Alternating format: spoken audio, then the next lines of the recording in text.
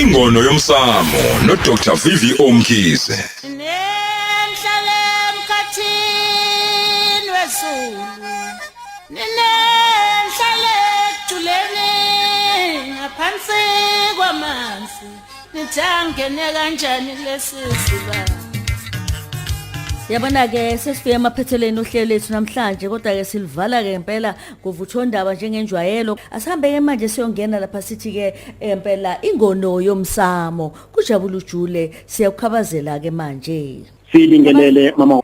Siyabingelela nathi khabazela. Studio kunosipho kanjalo kanjalo noMelanti abalaleli bokhozi nabelaphi bendabuko niyaphila kodwa mama wakhoza kumakhaza nje lapha. Ayi asiyaphila nawo babe kumakhaza kodwa inkundla iyashisa la thina abantu impela kukhona nasebebheke ngabo vuthi awakangena ukhabazela mhlawumbe khona nala izoqaqa khona amafindo ikakhulukazi ngoba phela siyadinga ukuthola ulwazi olunzulu. Yebo mama wakhoza ngibonge kakhulu Nkosi yami noma nami phela kungeze kungekona ukuthi ngiwugerekeke ngazi konke kodwa ke nami nje ngithinta abathili hayibo nansi inyamazane phezulu kwesithebe senge ngathinta obaba osazi imhlongo ngathinta ama-gynecologist athi hayibo makunje kwenzeka mhlawumbe uzokhumbula mama wakhoza ukuthi ngeke dluliso nje ngingakhuluma ngemfihlo yemfihlakalo yomuntu wesifazane lana ngizothi 90% wabantu abaphawulile bakubeke ngembaba bakhomba kwabadala bakhomba edlozini bakhomba kwisintu okutshengisa kona ukuthi lana sikhuluma ngomuntu ongumAfrika wesifazane ongowase-Afrika onamasiko akubo onesintu sakubo ngicela ukugcizelela lokho bese ngithi mama Khoza apa possibilities lana phecelezi nje ongenzeka ukuthi yini mhlawumbe umntwana bangamtholi kukhona laphana ethongweni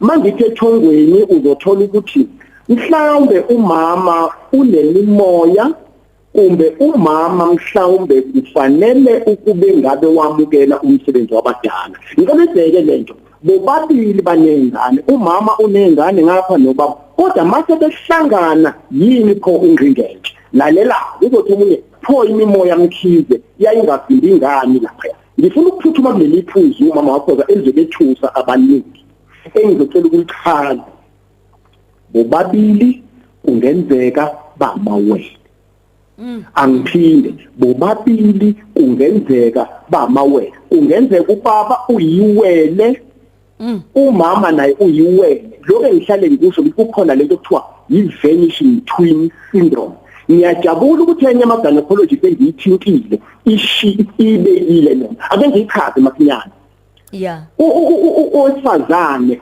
asithi uyiwele kodwa wathandana nowayengelona ungapha ayitholi ingane nalo wesibili ngibuye masinyane ukuthi pho ungubuzanaphi kulapho ungubuzana ekutheni manje uma bona beyokansi bobabili lemizimba eyibona nalaba bamawele nabo bayokansini bese uphambanisa ukuthi bese kuvimbeka so yini isixazululo la ufanele kuhlanganiswe iwele la lo wesifazane newele lakhe nalo wesilisa newele lakhe lento ifana nokuthi kuthandana abantu beshadana abantu abembethe bobabili kumbe abantu abobabili ukuthi banemimoya ijulile nemama wakho so yila ingaba inkinga khona enkulu ngiyichaza mhlawumbe ngilanga ngimi kithuba nje bese kuba ukuthi kungenzeka ukhona iphawulile lento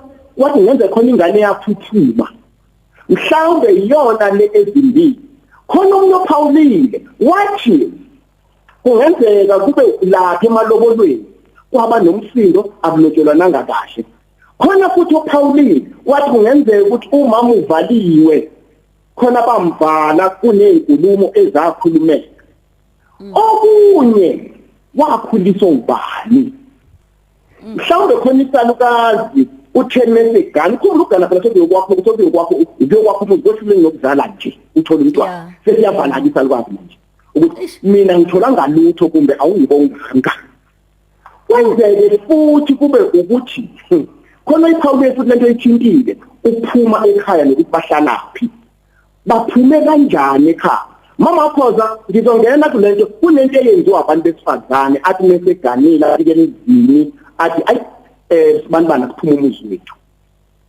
kanti umuntu wesifazane wayethishwa ubaba esethi indodana sengemnikini ngenza abaphumile kahle ekhaya kungenzeka engaphumeli kwabo ekhaya futhi bahlalaphi nendawo na bese bakhona ezinye izinto ke ezishiwo i-gynecologist mama wakhoza wathi ke lokhu kodwa ke kuyahlupha ngoba akuyonto ngikhuluma nje kunemithi esetshenziswa abantu besifazane kunezinye izinto abazisebenzisayo njengokuvimba inzalo nanani omunye mhlamba kwenze yebo kade kukhiqiza ngasosikhathi bese khamba bese uzothi ukuthusana nomzimba bese kuba ne-effect ethile kodwa uthe lokho ujulile sikubeke eceleni ngakho okuningi bakushilo kodwa okuyikona kukhiye okushaya abaningi abantu yilokhu kokuba amawele nobabili engiyochaza ngelini langa kakhulu sidluleke lapho mama Khoza singene odabeni lwethu namhlanje ngoba isiyathunga lenkulumo ukuthi singene ekutheni umuntu wesifazane ngempela ufane holding company ake ngiphawula ukuthi holding company holding company group of company i-holding company uthola ukuthi izothini ukuhlanganisa ukuhlanganyela phecelezi it is a cooperation and the holding company ayikhiqizi lutho ayithengisi ngizothi imikhiqizo kodwa ngizothini futhi akukho ngizothi ibhekele eminye imisebenzi ekhona esingathekeleze operation ibhekele izinto ezigugu kwezinye izinkampani ezingaphansi kwayo ake sithathe lento ke sibeke kumuntu wesifazane umuntu wesifazane uma umbheka uthi uneentombi zu5 kuyinsizwa kodwa bese uthatha leya kungani uthathe leya imfihli lapho ngenkathi ngena liyantombi la ekhaya ngenkathi kuyocela kuthiwa sizocela isihlobo esihle sizophemba umlilo ukuze siyovusa umuzi ekhaya la indaba leqala khona manje sizovusa umuzi la ekhaya yila ke manje sezofika khona ke manje angene ngokuthi umasibani abike ngoyise yila sekuphakama yena ngalesikhathi ebizwa ngosibani thomangcobo omanaka amatshe sokusebenza isibongo sakubo kusebenza igama likayise la ekhaya kusho ukuthi usefana yena manje njenganomuntu ozoba umqoqi la ekhaya yingakho kuthiwa amakoti uma ufika emzini malokazana umuzi usiphizekile qoqa iba umqoqi wena yingakho umuntu wesifazane engisakhala ngako namhlanje ngoba wafaza ngemizwa nje yonke ukuthi asikambuki njenga nomuntu wesifazane wase-Afrika ukuthi uyini sisambuka ngokwasentshonalanga ko-West umuntu wesifazane okuqala umama wala endlini abe umama wakamakhelwane aphinde abe umama wesigodi abe umama wesizwe aphinde abe umama wonke umuntu yingakho ukuthi holding company ngakho ke lana kungakho njena ke kuhamba umama alotsholwe amukele yingakho noma esengena umuntu wesifazane endlini unikezwa lokuthiwa idlakudla menikezwa lokuthiwa idlakudla ikona lokho kuzokwenza ukuthi ke athole abantwana manje ke mama wakhoza ke kuye kuba nento ephazamisayo ke ezisusa umsindo kube nomsindo ekhaya bese umama wasekhaya bevala abadala mina nje ake sidlale unkosazana lo esikese sathi kumqopha ngiyabingelela kubona bonke abalaleli bengithanda ungazisho igama kodwa bengifuna ukusho into yezulu into ekhona ngempela into yabadala into ekhona ngempela mina bengishadile ngaba nomntwana khona emshadweni kwangithatha isikhathi ukuthi ngilamanise ngoba kwaze kwaba nezinkulumo kuyona leyo process ukuthi ngibe nomntwana Sekubizwe umhlangano sekuhlanganiswe abantu abadala nathi sikhona. Kulona lelo sonto ebusuku ngaphupha umama ongizalayo efika engilethela ingane ezonginika ingane enhle entombazane. Wazothi mntanami sengikhathele inkulumo nangu umntwana ngikunikeza yena. Kuyona leyo nyanga yathi phela sengiyohlola ukuthi ngabe kuyikona yini lokho. Ngathola ukuthi ngempela ngikhulelwe. Ila okwayiveza khona ukuthi hayi into yabadala into ekhona nokuthi abadala basibhekile. Ngiyabonga. Nanso-ke indaba la ikhona. Umama ungenisiwe ekhaya njengomuntu wesifazane washawa inkulumo, kwahlanganwa, kwakhulunywa abaphila abadala. Wabona futhi owesifazane ukuthi cha, nanti ingane yami ihlukumezeka, wamletha umntwana. Ngizilo basinyane nje sesizogoqa ukuthi abantu besifazane bahlukene kathathu. Ngicela lokuthi ubheke. Ukhona umuntu wesifazane ozalelwe ukuyogana ayovusa omunye umuzi ayoba holding company lapha. Ukhona umuntu wesifazane ongadalelwanga ukugana okufanele ukuthi amise isibongo sala ekhaya angayindawo akokumndeni wala ekhaya. Uthola ukuthi abafana bala ekhaya koba yimpadanana ngeke babe yilutho kodwa kuthiwa umili umuzi wakasibani ba. Ngizokwenza isibonelo. Iwele umkabayi oyiwele noma umkabayi kaJama akazange ende kodwa hawumisi umbuso wakwaZulu. She became phecelezi a holding company yakwaZulu. Bese bakhona umuntu wesifazane yena ozomisa isibongo ngokuthi yena athola umntwana. Uthole ukhulelwa uzaliswa umuntu angahlawula angalobola ngenzi lutho. Bese leyo ngane ayizele eyomfana iyona yomisa isibongo. Kumbe intombazane nayo ingagani iyona yomisa isibongo. Ngakho kusingenisaphi lokho kusingenisa ekutheni abantu besifazane abangalibalubeli ukugana musu ukuphoqa ngoba uyimfihlo yenhlakalo ethile. Ngakho ngamanye amazwi phecelezi uyi-holding company ongaba yakwaZulu ongenza futhi kube iyabili. Bese ngifuthi manje masinyane sengoqa ukuthi ke nanso into engozi ke lana Melansi ukuthi i-holding company mawuyibheka iyakwazi ukuthi amandla enawo iwasebenzise kabi.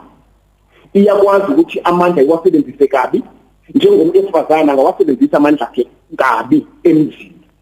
Iyakwazi futhi phecelezi ukumanipulate umuntu wesifazane umthole ekhuluma into ezithile kanti siyawugidliza umndeni.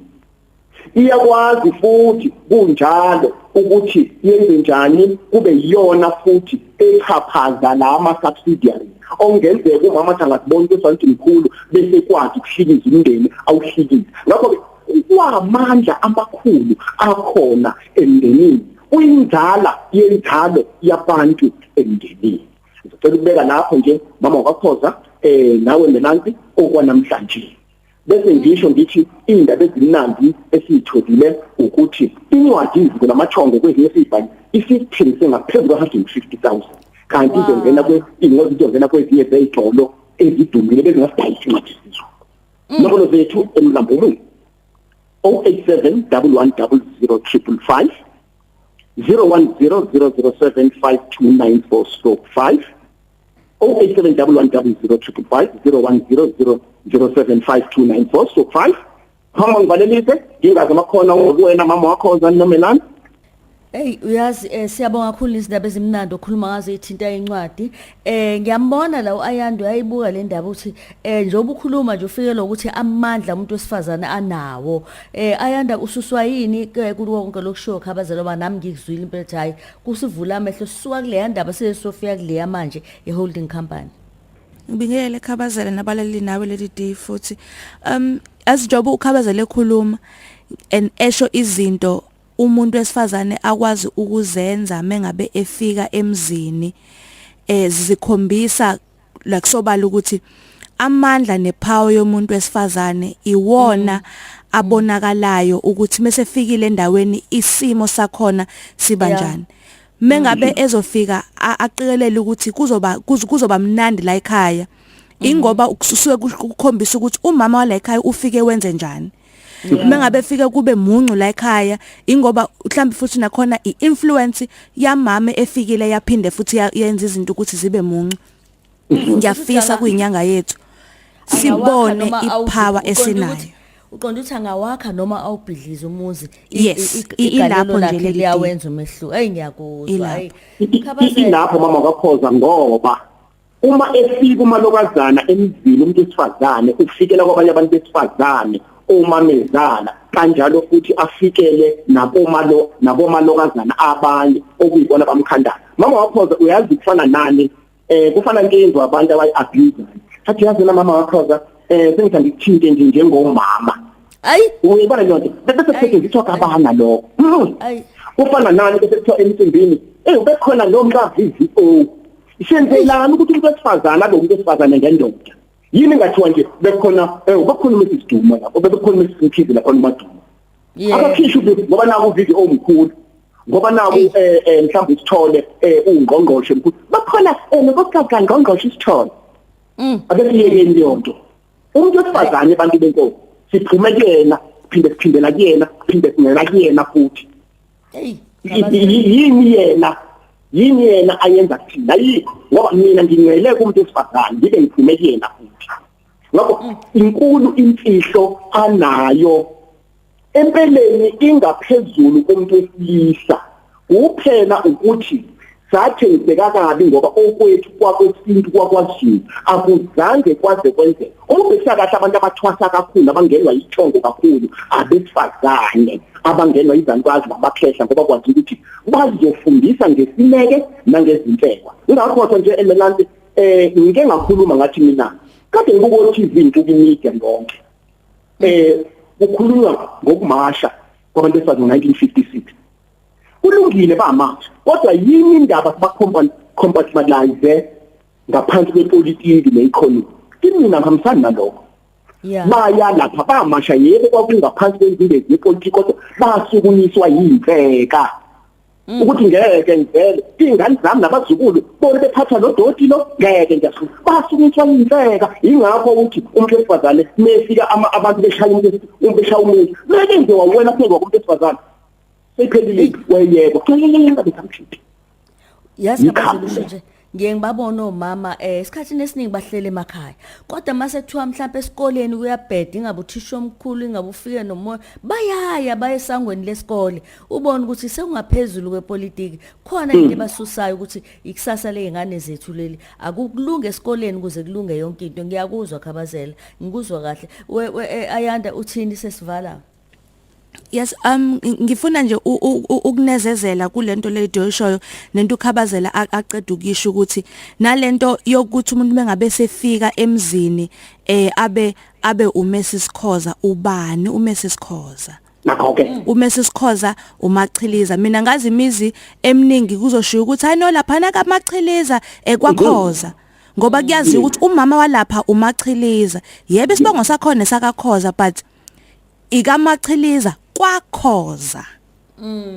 So ukuluza iidentity just because usungenile emzini ikona futhi okuphinde kubona kube inkinga Khabazela ngathi lady D singabafundisa ukuthi phela mengabe usuganile awungaluzi ukuthi ubani kuziwe kaKhoza kwazothatha umachiliza akangena umachiliza kuzwakala ukuthi kungena ichiliza ke manje.